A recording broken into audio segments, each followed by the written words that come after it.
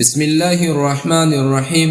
محترم ناظرین کرام، ایک دفعہ خدا تعالی نے شیطان کو حکم دیا کہ میرے محبوب حضرت محمد صلی اللہ علیہ وسلم کے پاس جاؤ اور وہ جو کچھ تم سے پوچھے ان کا صحیح جواب دو۔ چنانچہ شیطان ایک بوڑھے کی شکل میں حضور نبی کریم صلی اللہ علیہ وآلہ وسلم کی خدمت میں حاضر ہوا۔ حضور نبی کریم صلی اللہ علیہ وسلم نے پوچھا، تو کون ہے؟ کہا، میں شیطان ہوں۔ فرمایا، کیوں آئے ہو؟ ابلیس شیطان نے عرض کی، خدا تعالی نے مجھے حکم دیا ہے کہ میں آپ کے پاس آؤں اور آپ جو پوچھے اس کا صحیح جواب دو۔ حضور اقدس صلی اللہ علیہ وسلم نے فرمایا، اچھا بتاؤ، میری امت میں سے تمہارے دشمن کتنے ہیں؟ شیطان نے جواب دیا، 15۔ فرمایا، کون سے ہیں؟ کون سے ایسے دشمن ہیں کہ ان سے آپ کو ڈر ہے، آپ کو خوف ہے، آپ ان کو گمراہی کی طرف لے کر جا رہے ہو؟ تو فرمایا، شیطان نے کہا، سب سے پہلے تو میرے دشمن آپ ہیں، دوسرا میرا دشمن انصاف کرنے والا حاکم ہے، تیسرا وہ دولت مند جو سخی ہو، چوتھا سچ بولنے والا، پانچواں خدا سے ڈرنے والا عالم، چھٹا امن چاہنے والا، ساتواں رحم دل مومن، آٹھواں توبہ کرنے والا انسان، نواں حرام سے بچنے والا انسان، 10واں ہمیشہ باوضو رہنے والا انسان، 11واں صدقہ و خیرات کرنے والا، 12واں نیک اخلاق رکھنے والا، 13واں لوگوں کو نفع پہنچانے والا، 14واں قرآن مجید پڑھنے والا انسان، 15واں رات کو اٹھ کر نماز پڑھنے والا۔ حضور نبی کریم صلی اللہ علیہ وسلم نے فرمایا، تمہارے دوست کتنے ہیں؟ کہنے لگا، 10۔ پہلا ظالم، دوسرا حاکم، تیسرا متکبر، چوتھا خیانت کرنے والا، پانچواں دولت مند، چھٹا شراب پینے والا، ساتواں چوغہ خور، آٹھواں ریاکار، سود خور، یتیم کا مال کھانے والا، گواہی نہ دینے والا اور لمبی آرزو والا۔ یہ سب میرے گہرے دوست ہیں۔ ایک روز حضور اقدس صلی اللہ علیہ وسلم نے فرمایا، اچھا یہ تو بتاؤ کہ تم میری امت کو نماز باجماعت سے کیوں روکتے ہو؟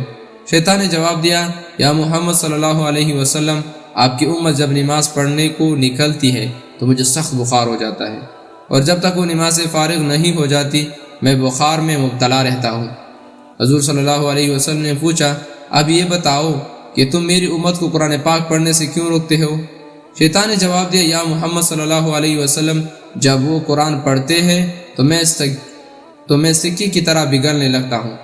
حضور صلی اللہ علیہ وسلم نے فرمایا کہ تم میری امت کو جہاد سے کیوں روکتے ہو؟ شیطان نے جواب دیا، یا محمد صلی اللہ علیہ وسلم، آپ کے غلام جب جہاد کے لیے نکلتے ہیں تو میرے قدموں میں بھیڑیاں ڈال دی جاتی ہیں، اور جب تک وہ واپس نہیں آتے میں اسیر رہتا ہوں، قیدی رہتا ہوں۔ حضور صلی اللہ علیہ وسلم نے پھر پوچھا، اچھا اب یہ بتاؤ کہ تم میری امت کو صدقہ و خیرات کرنے سے کیوں روکتے ہو؟ کیا وجہ ہے اس کی؟ شیطان نے جواب دیا، یا محمد صلی اللہ علیہ وسلم، آپ کے غلام جب صدقہ و خیرات کا ارادہ ہی کرتے ہیں تو میرے سر پر ارہ رکھ دیا جاتا ہے کہ جو مجھے یوں کاٹ کر رکھ دیتا ہے جیسے لکڑی کو کاٹتا ہے۔ شیطان کے لیے نیک کام بڑے ہی تکلیف دہ ہے۔ ایک روز شیطان حضرت موسیٰ علیہ السلام کے پاس آیا۔ آپ نے اسے دریافت فرمایا، بھلا یہ تو بتلا وہ کون سا کام ہے جس کے کرنے سے تو انسان پر غالب آ جاتا ہے، تو طاقتور بن جاتا ہے؟ اس نے جواب دیا کہ جب آدمی اپنی ذات کو بہتر سمجھتا ہے اور اپنے عمل کو بہت کچھ خیال کرتا ہے اور اپنے گناہوں کو بھول جاتا ہے۔ اے موسیٰ علیہ السلام، میں آپ کو 3 ایسی باتیں بتا دیتا ہوں جن سے آپ کو ڈرتے رہنا چاہیے۔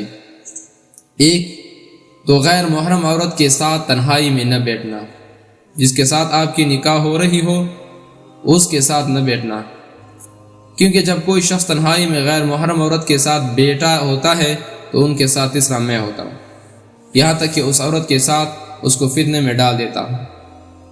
دوسرے، اللہ سے عہد کرو تو اس کو پورا کیا کرو، کیونکہ جب کوئی اللہ سے عہد کرتا ہے تو اس کا ہمراہ ہی میں ہوتا ہوں، یہاں تک کہ اس شخص اور وفائے عہد کے درمیان میں حائل ہو جاتا ہوں۔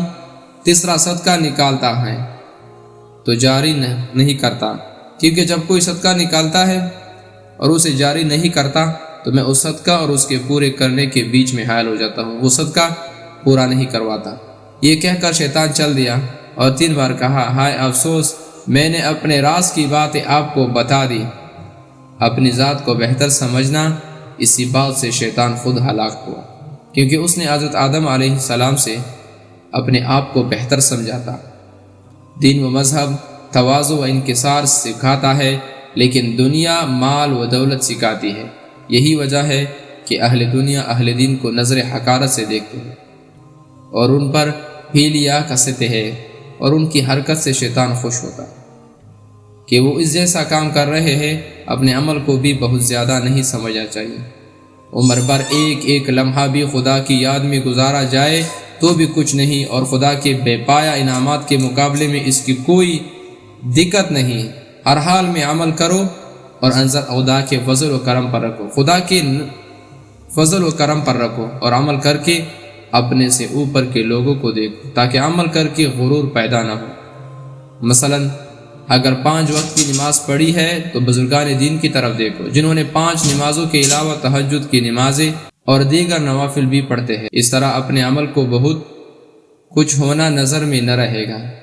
کسی غیر محرم عورت کے ساتھ تنہائی میں بیٹھنا بہت خطرناک کام ہے۔ ایک روز شیطان فرعون کے پاس آ کر کہنے لگا، کیا واقعی تم خدائی کا دعویٰ کرتے ہو؟ فرعون بولا، ہاں۔ شیطان نے کہا، تمہاری خدائی کی کوئی دلیل؟ فرعون نے کہا، میرے پاس ہزاروں جادوگر ہیں۔ شیطان نے کہا، ان کو بلاؤ اور ان سے کہو وہ اپنا جادو دکھائے۔ فرعون نے سارے جادوگروں کو طلب کیا اور ان سے اپنا جادو دکھانے کو کہا۔ چنانچہ ان سب نے اپنے اپنے جادو کا کرشمہ پیش کیا۔ شیطان نے ایک پھونک ماری تو سارا جادو ختم ہو گیا، پھر دوسری پھونک ماری تو وہ جادو پھر ظاہر ہو گیا۔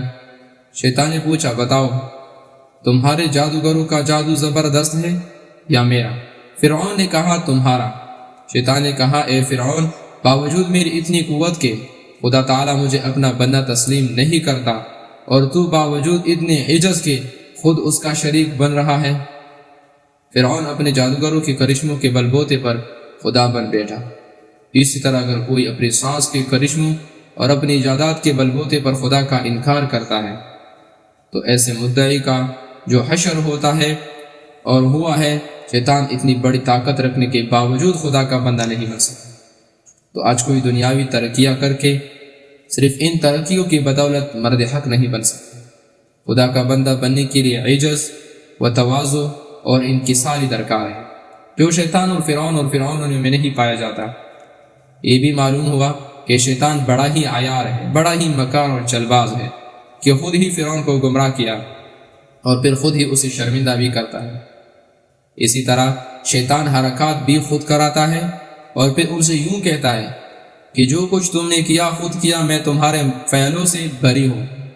چنانچہ خدا تعالیٰ فرماتا ہے، شیطان نے انسان سے کہا کفر کر، پھر جب اس نے کفر کیا تو وہ بولا، میں تجھ سے الگ ہوں، میں اللہ سے ڈرتا ہوں۔ لہٰذا یہ ملعون اپنا کام کر کے پھر الگ ہو جاتا ہے اور آدمی کو کہیں کا نہیں چھوڑتا۔ حضرت ابو ہریرہ رضی اللہ تعالی عنہ سے روایت ہے کہ حضور نبی کریم صلی اللہ علیہ وسلم نے فرمایا، جب خدا تعالیٰ نے نماز کا حکم نازل کیا تو شیطان نے ایک دردناک چیخ ماری۔ اس کی چیخ کی آواز سن کر اس کا سارا لشکر اس کے پاس جمع ہو گیا۔ شیطان نے پریشانی کے عالم میں ان سے نماز فرض ہونے کا ذکر کیا۔ شیطان نے کہا، جہاں تک تم سے ہو سکے، جتنی تمہاری طاقت ہو، لوگوں کو تم نماز کی اقامت سے روکو اور کسی ایسے دندے کام میں مصروف رکھو جس سے انہیں نماز پڑھنے کی فرصت ہی نہ ملے۔ چھوٹے شیاطین بولے، اگر ہم سے ایسا نہ ہو سکے تو پھر شیطان نے کہا، تو پھر یوں کرو کہ جب کوئی شخص نماز پڑھنے کے لیے کھڑا ہو تو تم میں سے 4 شیطان اس کے گرد کھڑے ہو جاؤ۔ دائیں جانب کھڑا ہونے والا یوں کہے کہ ذرا اپنی دائیں جانب دیکھ، اور بائیں طرف کھڑا ہونے والا یوں کہے کہ ذرا اپنی بائیں جانب دیکھ، اور اوپر کی طرف کھڑا ہونے والا یوں کہے ذرا اوپر آسمان کی طرف دیکھ، اور نیچے کی دائیں طرف کھڑا ہونے والا اسے نیچے دیکھنے کی رغبت دلائے، اور جلدی جلدی نماز پڑھنے کا وسوسہ اس کے دل میں ڈالو۔ اور خوب یاد رکھو، اگر اتنی کوشش کے باوجود وہ برابر نماز پڑھنے میں مشغول رہا تو ہمارا بیڑا غرق ہو جائے گا، ہم تباہ و برباد ہو جائیں گے، کیونکہ وہ بندہ گناہوں سے لت پت ہو تب بھی خدا تعالیٰ اسے بخش دے گا۔